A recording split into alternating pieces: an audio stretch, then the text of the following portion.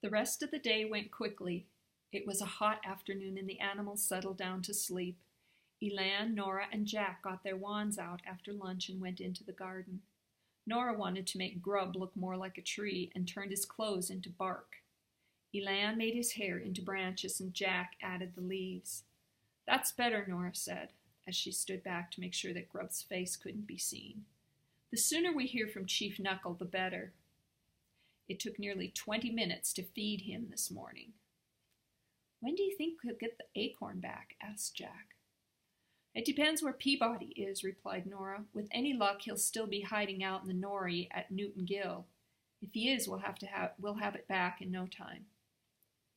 "Are you ready for tomorrow?" Elan asked Jack as they watched Nora repair the picnic table. "Tomorrow?"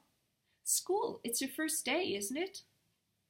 "It is," sighed Jack. "I don't want to go. I wish you were coming with me." "I don't think I'd fit in. I can learn what I need to know from Nora's library." "I'm worried about those boys I saw in the field last week." "I'll come and meet you if you want. Nora's already asked your granddad if you can come around and do your homework here every night after school. She just didn't tell him what kind of homework you'd be doing." Jack and Elan laughed. "The day won't go quick enough. Now I can fly, I just can't wait to do it again." "Do you want me to meet you?" Jack didn't know what to say. It would be good to walk home with someone, but that someone was a girl, and if the boys saw him, they'd probably torment him about it. Then he thought of a solution.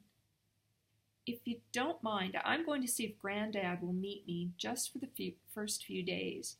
You could come along with him if you wanted." "That's a great idea," Elan agreed. The thought of school was a bit more bearable now Jack knew he'd be back at Ewell House every night. "I might have other homework to do as well, and I'm going to have to do it before I go home." "It's not a problem. Nora and I can help you if you get stuck, and we'll make sure Camelin doesn't disturb you until you've finished."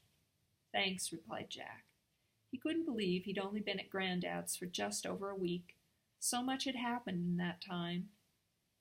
Before Granddad arrived, Jack went up to see Camelin and collect Orrin. "I'll see you tomorrow night, then."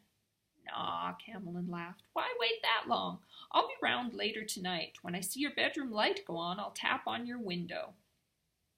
"Brilliant! We'll be able to carry on with your lessons. Granddad won't hear us because he has the television on loud and the lounge is at the other side of the house." "Can't have you flying better than I can read, can we?" Camelin chuckled so loudly he woke Orrin. There was a loud knock on the front door. "Time to go," said Jack wistfully. "See you later, and don't forget, I'll be hungry. It's hard work reading." It was Jack's turn to laugh. Orrin jumped into Jack's hand and made herself at home in his pocket. Jack collected his backpack from the spare room and went down to meet Granddad. He found everyone in the kitchen. "Just been getting my things," he explained. "Nora said you've all had a good weekend." "The best," replied Jack. "Thanks for an amazing time." "You can come over again next weekend and stay again if you like," Nora said. "I know Elan will be glad of the company, and I'm sure you've got things already planned, Sam." Granddad nodded. "It's a busy time, what with the gardening and cricket, but I don't want him to be a nuisance or be in the way." "If Jack wants to come, he'll be more than welcome," said Nora, and gave Jack a wink that Granddad didn't see. "Bye," called Elan from the gate as she waved to them. "See you tomorrow night." Jack smiled as they walked back along the lane. He was happy. It had been a long time since he'd felt like this. He didn't want to come and live with Granddad, but now he was here. He couldn't think of anywhere on earth he'd rather be. His life had been changed forever. He was a raven boy like Camelin now and could fly. He looked towards Glassruin Forest and wondered if Arana was all right. He knew she'd be kept informed about his flying lessons. She'd also know it wasn't his fault the Golden Acorn was missing. He'd have to ask Nora if he could fly over with Camelin into Glassruin Forest at the weekend to see her.